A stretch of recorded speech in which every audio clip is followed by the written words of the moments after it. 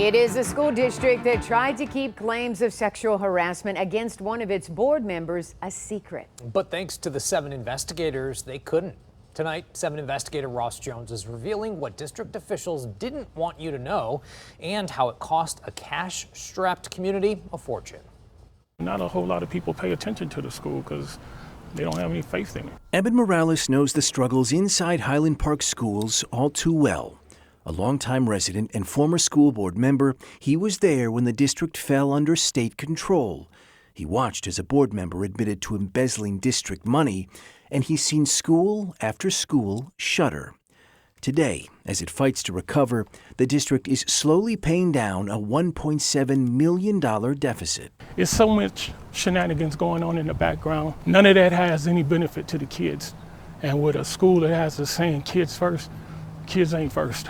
Ma'am, how can you give away that much money and not explain why you did it? Which brings us to last week. This was Highland Park School Board President turning her back to our questions after ducking my calls for weeks, refusing to explain why the cash-strapped district shelled out a fortune after one of its board members was accused of sexual harassment. What prompted the district to investigate claims of sexual harassment against Mr. McGee? I'm not aware of that. You're not aware of that? I mean, I'm saying to say specifically what was going on with that. Can we stop this? Ma'am, this looks a little silly, don't you think? Janet Spite-White is the president of Highland Park's Board of Education. That's her signature on the bottom of an April agreement approving to pay Chief Education Officer Zakiya Gibson $351,000 to leave.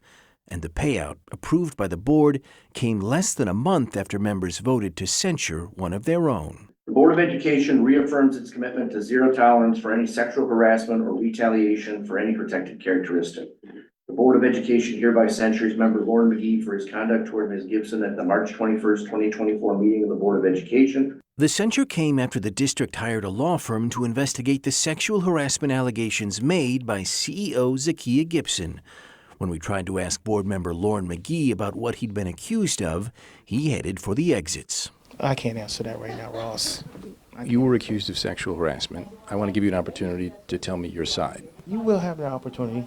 Why don't you tell me now, sir? Did you do this? No. And even though the district ordered the investigation into McGee, it kept its findings under wraps, denying Channel 7's request to see it, citing attorney-client privilege. Will you release the investigation into Mr. McGee? What investigation? The investigation you paid a law firm to conduct. Are you pretending like you don't know about that investigation? Excuse me. The district wouldn't release a copy of their investigation, but we got our hands on it anyway. Inside, the 24-page report concluded there was ample evidence that McGee repeatedly commented on Gibson's appearance, that he made sexually suggestive comments, and engaged in unwanted physical contact. First, there were McGee's texts to Gibson, like this one from October 2021. "Just know you're often in my naughty thoughts. Oops," he wrote. And another text message sent just before the holidays, McGee asked, "Can I wrap you and place you under my Christmas tree?" In meetings, Gibson told investigators that McGee would stare at her in a drooling manner. A witness confirmed her account, saying they saw McGee gawking at her behind. After a Zoom call, Gibson said McGee told her, "Even without makeup, you look sexy as expletive." Another witness said that McGee referred to Gibson as "my baby." McGee denied each of these allegations and claimed Gibson flirted with him too. Investigators said they found no evidence of that. Gibson said McGee would frequently pull her in for frontal hugs that were tight and around her waist. A witness corroborated her account, telling investigators that Gibson appeared visibly uncomfortable. McGee said that Gibson initiated all the hugs, a claim investigators found was not credible. And Gibson said McGee kissed her on the lips and cheek following a school board meeting held at a hotel, and that it reduced her to tears. McGee admitted to kissing Gibson on the cheek, not the lips, which the investigation confirmed. Following McGee's censure by the board last March, he was ordered to complete sexual harassment prevention training, and he remains on the board today. Ms. Harris, can we talk to you for a quick second? We caught up with school board member Doris Harris this week.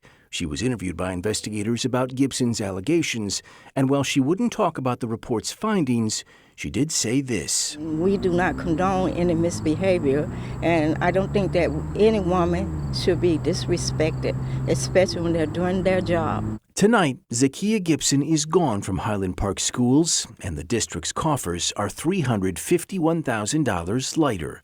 And if Gibson moves forward with a lawsuit, as school officials fear, even more money could be spent in courtrooms rather than classrooms. They could have got tutors. They could have got new books. They could have got a lot of learning materials to help them. I mean, that money could have went to a whole lot of other things to actually benefit the kids. Board President Janet Spite White insists that the payout to Gibson was in no way connected to her sexual harassment allegations. Spite White is one of 2 board members facing a recall effort right now. And at last week's meeting, she asked the board to approve covering her legal expenses to fight that recall. But the board voted that down 4-3. I'm Ross Jones, 7 News Detroit.